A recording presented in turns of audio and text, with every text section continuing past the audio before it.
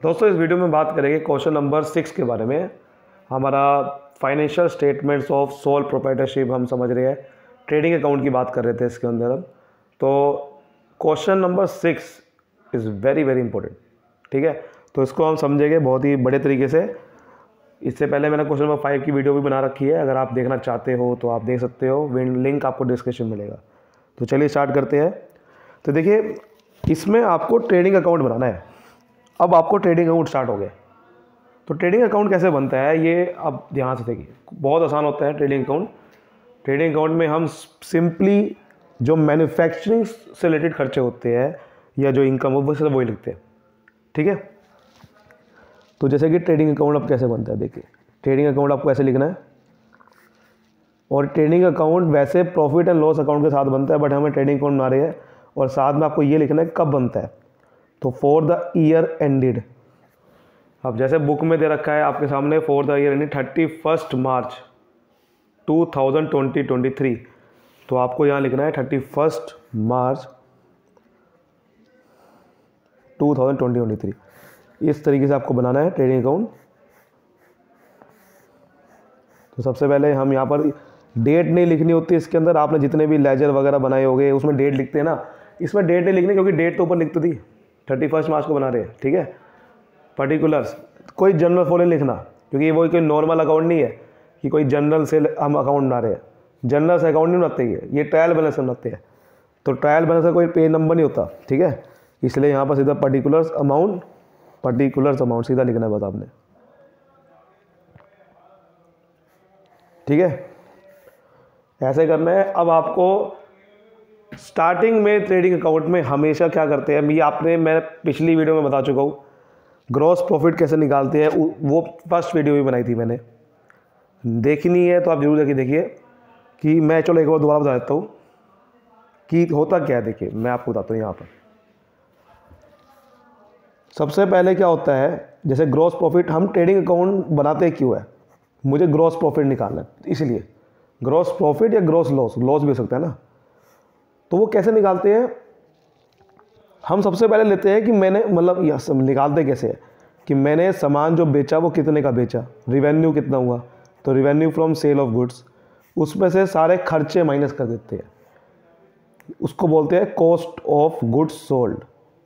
जो भी मुझे सामान को बेचने की लागत आई, ये निकालते कैसे है, ये निकालते हैं सबसे पहले हम लेते हैं कि जो पिछले साल का कोई स्टॉक पड़ा हुआ है वो कितने का है, क्योंकि पहले मैं उसको यूज़ करूँगा जो पिछले साल का बचा हुआ स्टॉक होता है।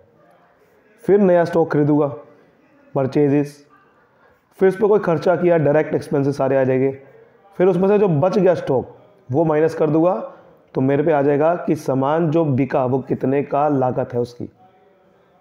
तो ये जो खर्चे होते हैं ट्रेडिंग अकाउंट में हम लिखते हैं डेबिट साइड पे, यानी कि जो भी हमारा कॉस्ट ऑफ गुड्स सोल्ड कैसे निकालेंगे हम, कॉस्ट ऑफ गुड्स में जितने भी खर्चे हैं ना, ये ओपनिंग स्टॉक, परचेजेज, सारे डायरेक्ट एक्सपेंस सब यहाँ लिखेंगे। और जो भी हमारा रिवेन्यू है और जो क्लोजिंग स्टॉक है, ये जो माइनस कर रहे हैं इसमें से, क्योंकि इसमें से सारे खर्चे तो यहाँ आ रहे हैं ना, खर्चों में से मुझे एक खर्चा घटाना है, वो कौन सा है, क्लोजिंग स्टॉक का। तो घटाने के लिए मुझे उल्टी साइड लिखना पड़ेगा, क्रेडिट साइड पर लिखना पड़ेगा। तो जो भी हमारे खर्चे थे उसमें से मैंने क्लोजिंग स्टॉक घटाया है, तभी मेरा कॉस्ट ऑफ गुड्स निकलेगा ना। तो उसके लिए मुझे क्या करना पड़ेगा, यहाँ को क्लोजिंग स्टॉक लिखना पड़ेगा। और रिवेन्यू तो यहीं पे आएगा, क्योंकि मुझे यहाँ से ये माइनस करना है, तब ग्रॉस प्रॉफिट निकलेगा। तो इनकम यहाँ आती है, खर्चे यहाँ आते हैं। अब देखिए क्वेश्चन में क्या क्या दे रखा है। सबसे पहले हमें क्या चाहिए, सबसे पहले हमें चाहिए ओपनिंग स्टॉक। खर्चा में सबसे पहला कौन सा खर्चा है, ओपनिंग स्टॉक का। तो देखो पहले यहाँ पर देख लेते हैं क्वेश्चन में ओपनिंग स्टॉक कहाँ दे रखा है। देखो लिखा हुआ है स्टॉक ऑन 1 अप्रैल 2022। ये साल जो ख़त्म हुआ ये स्टार्ट कब हुआ था, 1 अप्रैल 2022 से। 1 अप्रैल 2022 से स्टार्ट हुआ होगा, तब जाके 31 मार्च 2023 को ख़त्म हुआ। यही स्टॉक हमारा ओपनिंग स्टॉक है 40,000 रुपये का। तो यही स्टॉक हम यहाँ लिखेंगे टू ओपनिंग स्टॉक अकाउंट, ठीक है, 40,000 से। ये हमारा क्या है, ओपनिंग स्टॉक। उसके बाद हम लिखते हैं परचेजेस, वो भी नेट परचेजेस, यानी कि परचेज में से परचेज रिटर्न माइनस कर देते हैं, वो हम देखते हैं। देखो क्या दे रखा है, परचेज दे रखा है हमें 4 लाख।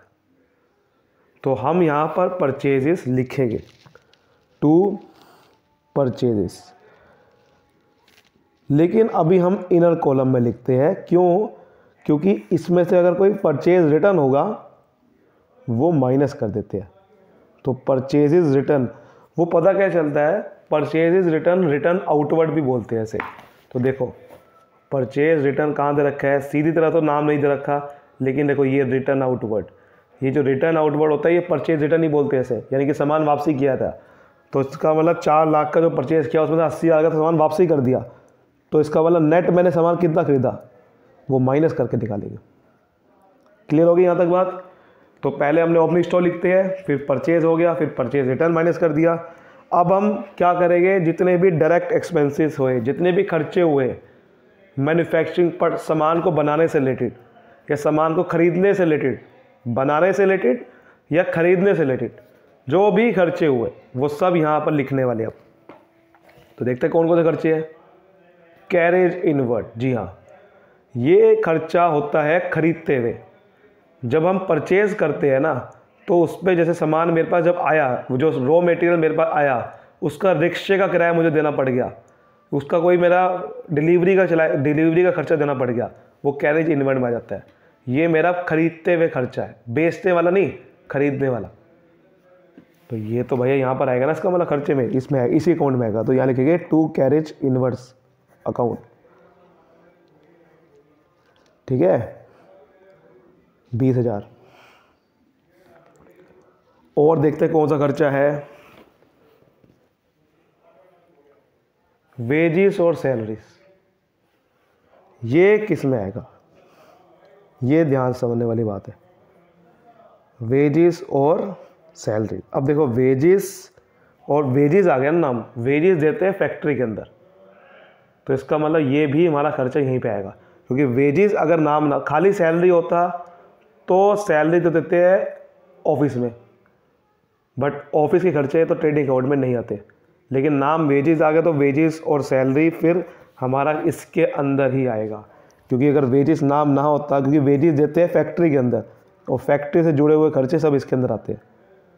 तो 50,000 रुपये दे रखा था, ठीक है। तो ये हमारा कॉलम हो गया, खर्चे वाला हो चुका है। अब हम इधर आते हैं, इनकम। और इनकम हमारी होती है सिर्फ ये वाली, बेचने वाली, सामान जो बिका, सेल्स, वो कितने की हुई। तो यहाँ पर सेल्स देखो कहाँ लिखा है, देखो ये रहा, 3,80,000 की सेल हुई, तो ये आएगा यहाँ पर। तो यहाँ लिखते हैं बाय करके, तो बाय सेल्स, बाय सेल्स, लेकिन बाय सेल्स अकाउंट। लेकिन यहाँ पर आपको अभी क्या करना है, ये पूरा नहीं लिखना, यहाँ भी अकाउंट लिख दो साथ में, ठीक है। यहाँ पर लेकिन आपको इनर कॉलम में लिखना पहले, क्योंकि कुछ सेल रिटर्न वापस, कुछ सेल वापसी हो सकती है, यानी कि सेल्स रिटर्न भी आपको सामने गिवन हो सकता है। तो सेल्स रिटर्न भी तो हो सकता है। सेल्स रिटर्न देखते क्या है, सेल्स रिटर्न को हम क्या बोलते हैं, रिटर्न इनवर्ड भी बोलते हैं। देखो लिखा हुआ है 20,000 रुपये का, तो रिटर्न इनवर्ड होता है, यानी कि सामान वापसी आ गया। तो यानी कि 20,000 रुपये सामान वापसी आ गया, तो उसका मतलब नेट सेल कितने की हुई, माइनस करके पता चला 3,60,000 की। तो सिर्फ 3,60,000 की ही नेट सेल हुई है, समझ गए। तो ये चीज़ हम यहाँ पर करेंगे। उसके बाद आप ध्यान से देखो एक चीज़ और, लास्ट में क्या होता है, देखो ये आपने लिख दिया, ये हो गया, ये हो गया, ये हो गया। क्लोजिंग स्टॉक कहाँ आएगा, क्लोजिंग स्टॉक मुझे इन खर्चों में से, ये खर्चे सारे आ गए, ये सामान बनाने का खर्चा है, इसको कॉस्ट ऑफ प्रोडक्शन बोलते हैं। इसमें से क्लोजिंग स्टॉक मुझे माइनस कर देना है इसमें से, यानी कि जो सामान नहीं बिक पाया उसकी लागत मुझे हटा देनी है इसमें से, क्योंकि मुझे सिर्फ वो लागत चाहिए जितने का सामान बिका। तो हटाने के लिए क्या करूँगा, उल्टी साइड भी लिखना पड़ेगा। तो यहाँ लिखेंगे बाय, उसे बोलते हैं क्लोजिंग स्टॉक, जो सामान बचा हुआ है, तो closing stock account, by closing stock. और ये क्वेश्चन में दे रखा होगा, देखो ये दे भी रखा है, स्टॉक 31 मार्च को 2023 को, यानी कि स्टॉक जब हम बना रहे हैं, ये जो ट्रेडिंग अकाउंट बना रहे हैं उस समय का स्टॉक है, ये साल के एंड का स्टॉक है 1,30,000, यानी कि 1,30,000 का सामान बच गया है। लेकिन लिखने से पहले आपको ध्यान से देख लेना है, एक और लाइन लिखी हुई नीचे, नेट रिलाइजेबल वैल्यू या मार्केट वैल्यू भी दे रखी है 1,20,000। ये बहुत अब इंपॉर्टेंट चीज़ है। एक बार ध्यान से समझ लेना, ये आपने ये एक प्रूडेंस कॉन्सेप्ट होता है हमारा अकाउंट्स में, स्टार्टिंग में आपने पढ़ा होगा। वो उसके अकॉर्डिंग क्या होता है, हम क्या करते हैं, जो एंटिसिपेट करते हैं सिर्फ लॉसेस को, एंटिसिपेट ऑल लॉसेस, जो फ्यूचर में होने वाले लॉसेस होते हैं उसको आज ही रिकॉर्ड करते हैं, बट इनकम को रिकॉर्ड नहीं करते, ठीक है। But not anticipate income and gains, जो भी होगा। इस प्रूडेंस कॉन्सेप्ट के अकॉर्डिंग हम क्या करते हैं, हम हमेशा वैल्यूज़ को कभी भी ज़्यादा रिकॉर्ड नहीं करते हैं एसेट की, हमसे कम रिकॉर्ड करने की कोशिश करते हैं। और इसके अकॉर्डिंग क्या होता है कि क्लोजिंग स्टॉक जो है, फ्यूचर में हमें क्या बेनिफिट होने वाला है वो रिकॉर्ड नहीं करेंगे, नुकसान को रिकॉर्ड तो कर देंगे बट बेनिफिट को भी रिकॉर्ड नहीं करेंगे। क्लोजिंग स्टॉक हमेशा या तो मार्केट वैल्यू पे रिकॉर्ड होता है या जो बुक वैल्यू होती है उस पर रिकॉर्ड होता है, विच एवर इज लोअर, जौन सा इसमें से कम होगा उसी को रिकॉर्ड करेंगे, ज़्यादा को कभी रिकॉर्ड नहीं करते, कम वाले को करते हैं। क्योंकि हम सोच रहे हैं कि फ्यूचर में हमें फ़ायदा नहीं देखना, क्योंकि मुझे नहीं पता वो ज़्यादा रिकॉर्ड कर दूँगा तो फ़ायदा होगा कि नहीं होगा, हाँ नुकसान हो सकता है, तो कम वाले को पहले प्रेफर करो।